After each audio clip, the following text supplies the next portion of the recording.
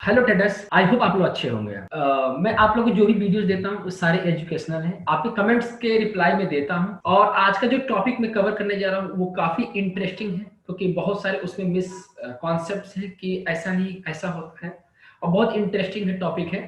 और आगे बढ़ने से पहले मैं आपसे ये बोल दूं कि हमारा एक एडवांस फिबोनाची का वर्कशॉप आ रहा है जो दिल्ली में है और ये 3 अप्रैल से 4 अप्रैल तक 2 दिन का प्रोग्राम है और इसकी फीस 3900 है, बहुत ही लोवेस्ट रेट है। और इसमें आपको स्टडी मटेरियल और लंच भी दिया जाएगा। और इसमें ये जो प्राइस है इसकी, ये केवल वेन्यू कॉस्ट है। इसकी जो सीट की जो लिमिट है वो ओनली 60 लिमिट है और इसका रजिस्ट्रेशन स्टार्ट हो गया है। अगर आप लोग में से कोई इंटरेस्टेड है तो आप लोग रजिस्ट्रेशन करा सकते हैं। तो हम आगे बढ़ते हैं। मैं आपको एक बहुत अच्छी चीज बताने जा रहा हूँ और मैं एक बार फिर से रिक्वेस्ट करूंगा आप सभी से कि आप हमारे चैनल को सब्सक्राइब कर दीजिए ताकि आपको ऐसे ही आपको नॉलेज वाले स्टडी वेब से रिलेटेड आपको वीडियो आपको मिलती रहे, आपको सारे अपडेट्स मिलते रहें। तो सो लेट्स स्टार्ट। आज जो मैं बताने जा रहा हूँ आपको, सब्जेक्ट का नाम है ओवरलैप। ओवरलैप का मतलब ये होता है कि प्राइस कब अपने किसी प्रीवियस मूव को ओवरलैप कर रही है। आपने सुन भी रखा कि जो वेब फोर्थ हो अपने वेब फर्स्ट को ओवरलैप ना करे, राइट ना, मतलब वेब फर्स्ट के टेरिटरी में ना आए। अगर ऐसा हो तो क्या होता है, कैसे उसको हम फाइंड आउट करेंगे, कैसे उसको हम मतलब ट्रेड उठाएंगे। तो उसी टॉपिक को मैं आज कवर कर रहा हूँ, उसको समझना। और उसमें अगर अब मैं आप इस वीडियो का बार बार रिपीट करोगे, बार बार देखोगे तो आपको बहुत अच्छे से समझ में आ जाएगा।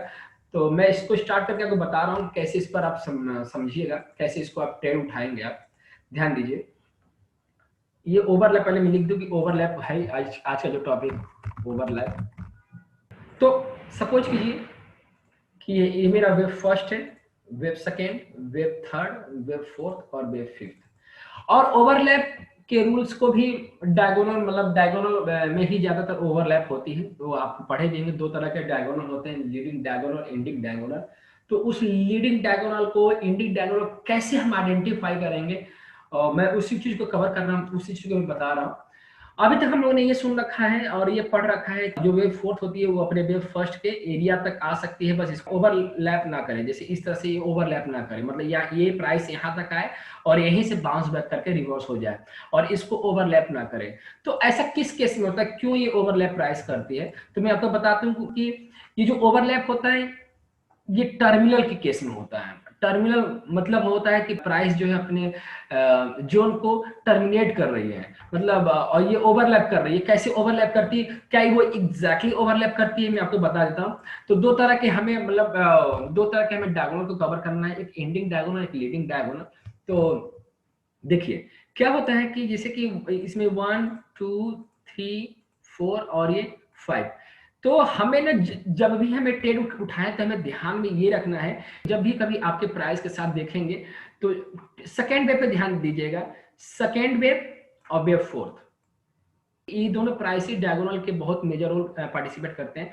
तो कभी कभी क्या होता है कि वेव सेकेंड जो होती है वो काफी ज्यादा टूटी होती है, बहुत ज्यादा डाउन ट्रेंड में हो सकती है। और उस केस में वेव फोर्थ भी छोटा हो सकता है। जैसे मान लो कि फिर से मैं आपको ड्रॉ करके दिखाता हूँ, जैसे कि ये वेव फर्स्ट हो गया, वेव सेकंड मान लो बहुत ज्यादा टूटी पड़ी है, वेव थर्ड ऊपर गई, वेव फोर्थ थोड़ा टूटा और वेव फिफ्थ ऊपर चला गया, राइट।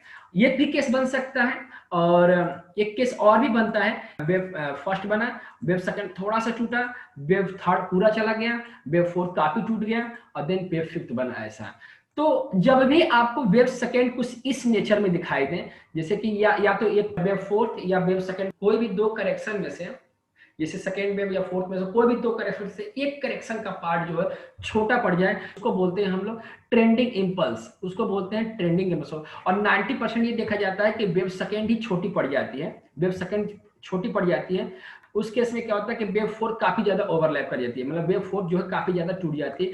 इस पे कैसे हम ट्रेड करेंगे? इस केस में टर्मिनल इंपल्स जो होता है उस केस में कभी भी प्राइस ना अपने वेव फर्स्ट को नहीं तोड़ेगा, वेव फर्स्ट के एरिया पर नहीं आएगी, प्राइस आएगी डाउन ट्रेंड। अब हमें और आपको लगेगा कि ये काफी ज्यादा टूट सकती है, काफी ज्यादा टूटेगी, तो बट ध्यान नहीं, ये जल्दी नहीं टूटता और नहीं जल्दी प्राइस नीचे नहीं आती। वेव सेकेंड अगर छोटी है उस केस में वेव फोर्थ ज्यादा ओवरलैप कर सकता है, ज्यादा करेक्ट हो सकता है, उसको बोला जाता है ट्रेंडिंग इंपल्स। जब कभी वेव सेकंड काफी टूटा हुआ है, काफी ज्यादा टूट गई, वेव सेकंड वेव फोर्थ कम टूटा है, तो उसको उसको भी बोला जाता है ट्रेंडिंग इंपल्स। उस केस में प्राइस बहुत ज्यादा इस मतलब इंपल्स में एंट्री करेगी, बहुत ज्यादा प्राइस इंपल्स में रहेगी, जैसे ये इंपल्स में चला गया, ये इंपल्स में रहेगी। उस केस में हो सकता है कि वेव फिफ्थ भी हमारा एक्सटेंशन में जा सकता है। और जनरली ट्रेंडिंग वाले इंपल्स में वेव फिफ्थ एक्सटेंशन में बन सकता है। तो इस चीज को ध्यान में रखिएगा कि वेव सेकेंड पे ध्यान देना है और वेव फोर्थ पे ध्यान देना है। दोनों में से कोई एक भी छोटा पड़ा, दोनों में से कोई एक भी छोटा पड़ा तो अगली जो इंपल्स होगी वो काफी तेज होगा। मतलब अगर मान लो कि अगर वेव सेकंड छोटा पड़ गया तो वेव थर्ड क्या रहेगा, एक्सटेंशन बन सकता है, वेव थर्ड एक्सटेंशन बन सकता है। अगर मान लीजिए कि वेव थर्ड फोर्थ छोटा पड़ा तो उसके बाद वेव फिफ्थ एक्सटेंशन बन सकता है, राइट। तो ऐसे ही आपको इसको समझना है। और उस केस में वेव फोर्थ कभी भी इसके बराबर में नहीं आएगी, हो सकता है कि कहीं पीछे से ही रिवर्स कर जाएगी, मतलब अपने इंटायर मूव का 30.2% भी करेक्शन कर सकती है। और यही मैक्सिमम है उसका। मतलब अगर आप ट्रेंडिंग इंपल्स की बात करते हो, अगर हम ट्रेंडिंग इंपल्स की बात करते हैं तो ध्यान में रखिएगा कि प्राइस अपने मैक्सिमम लेवल, मैक्सिमम जोन से बस यहीं तक आ सकती है, 30.2% ही टूट सकता है, उससे ज्यादा नहीं टूटेगा। मतलब जो करेक्शन होगा अपने इंटायर में 30.2% से ज्यादा नहीं होगा, ठीक है। जब भी ओवरलैप की बात आती है गाइस, तो हमें बस वेव सेकेंड पे फोकस करना है और वेव फोर्थ पे फोकस करना है, ठीक है। इस चीज को ध्यान में रखिएगा। अब हम बात करते हैं कि ओवरलैप का मतलब क्या होता है, फिर समझा देता हूं आपको। तो जैसे मान लीजिए कि ये आपका वेव फर्स्ट हो गया, वेव सेकेंड हो गया, और वेव थर्ड, वेव फोर्थ और वेव फिफ्थ। उस केस में कैसे बनता है मैं आपको बता देता हूँ कि कैसे वेव फोर्थ में, मतलब वेव फोर्थ क्या होती है एग्जैक्टली। तो ध्यान दीजिएगा, जैसे कि मान लो कि ये आपका जैसे वेव सेकेंड था, तो वेव सेकेंड का जो ये है और ये सपोज करो कि स्ट्रॉन्ग बी बना, सपोज करो कि ये स्ट्रॉन्ग बी बना और उस केस में सी फेलियर हो गई, उस केस में सी फेलियर हो गई। तो आप इसको मैं एबीसी में दिखा सकता हूँ, इसको मैं दिखा देता हूँ, इसको एबीसी में, इसको मैं ए बना देता हूँ, मतलब ये इसको ए रखता हूँ, इसको स्ट्रॉन्ग बी बोलते हैं और इसको सी। तो मैं इसको दिखा देता हूँ और इसको दिखा के बताता हूँ आपको। तो आप देख सकते हो स्ट्रॉन्ग बी है, ठीक ना, ये स्ट्रॉन्ग बी बना। मतलब स्ट्रॉन्ग बी मैं आपको बता भी रखा हूँ पहले भी कि जो प्राइस होती है अपने प्रीवियस अपने इम्पल्स से ज्यादा होती है, उसके इसमें भी छोटा पड़ेगा। तो ये जो वेव फोर्थ आ रहा है ना, ये जो वेव फोर्थ, ये वेव जो फोर्थ होगा ये इस वाले जोन पर आगे खड़ा होगा। मतलब ये जो बी जो देख रहे हो ये यहाँ पर आगे खड़ा होगा, ये इसको आकर, ये मतलब प्राइस जो है ये इसको आकर टच करेगी, यहाँ पर आएगी प्राइस, प्राइस जो है इसको टच करेगी, ना कि वो इम्पल्स को टच करेगी, ना कि वो इम्पल्स को टच करेगी। अभी तक हमने यही पढ़ा था वेव फर्स्ट के एरिया को वो ओवरलैप कर सकती है। तो बस ध्यान में रहे, फर्स्ट के एरिया को टच नहीं करती, वो सेकेंड वेव के बी पार्ट को टच करती है, तभी जाकर वो हमारा हम लोग इंडिंग डायगोनल पढ़ते हैं, लीडिंग डायगोनल पढ़ते हैं इले वेव में। बट नियो के कॉन्सेप्ट में ये टर्मिनल इम्पल्स है, इसमें ये टर्मिनल इम्पल्स होता है। इसमें वेव थर्ड की लेंथ और वेव फिफ्थ की लेंथ बराबर होती है। इस केस में वेव फर्स्ट काफी बड़ा होता है। तो अभी तक जो अमित हमारे माइंड में था कि वेव फर्स्ट के एरिया को वेव फोर्थ ओवरलैप करता है, तो आपको दिमाग में ये चलना चाहिए कि नहीं, वो ओवरलैप नहीं करता, वो एक्चुअली स्ट्रॉन्ग बी होता है। मतलब इसको वो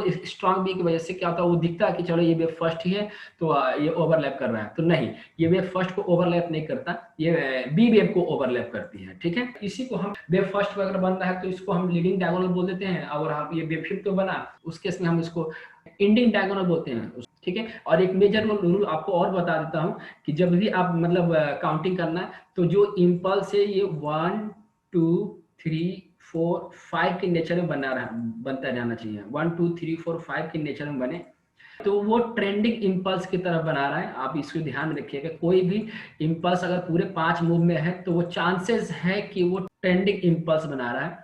लेकिन इस केस में ऐसा नहीं बनेगा। इसमें जनरली क्या होता है कि इसमें 3 ही मूव दिखाई देते हैं आपको, 3 ही मूव दिखाई देंगे, टर्मिनल इम्पल्स है उसमें 3 ही मूव दिखाई देंगे आपको।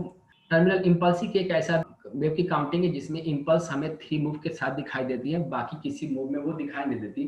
तो आगे से जब भी आप काउंटिंग करना तो वेव फर्स्ट को एरिया को बराबर मत कर देना आप लोग। आई होप मैंने इसको बताने की कोशिश किया हूं। अगर आपको समझ में नहीं आया तो मुझे कमेंट करके बताइएगा, मैं इसको फिर से डिस्क्राइब कर दूंगा और मैं अपने कम्युनिटी सेक्शन में इसको डाल दूंगा ताकि आपको समझ में आएगा। मैं इसको पूरी तरह से समझाने की कोशिश किया हूँ और चार्ट के साथ भी इसको डालूंगा ताकि आपको इसमें अच्छे से समझ में आए। ये तो ये बस चार्ट था।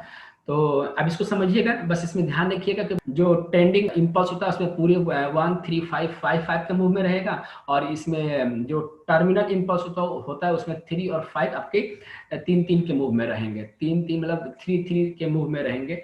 तो ये रहा मेरा ओवरलैप का रूल, और मैं आपको अगले पार्ट में आपको बताऊंगा रूल्स ऑफ इक्वालिटी क्या होती है। तो मिलते हैं अगले वीडियो में, तब तक अपना ख्याल रखिए गाइस।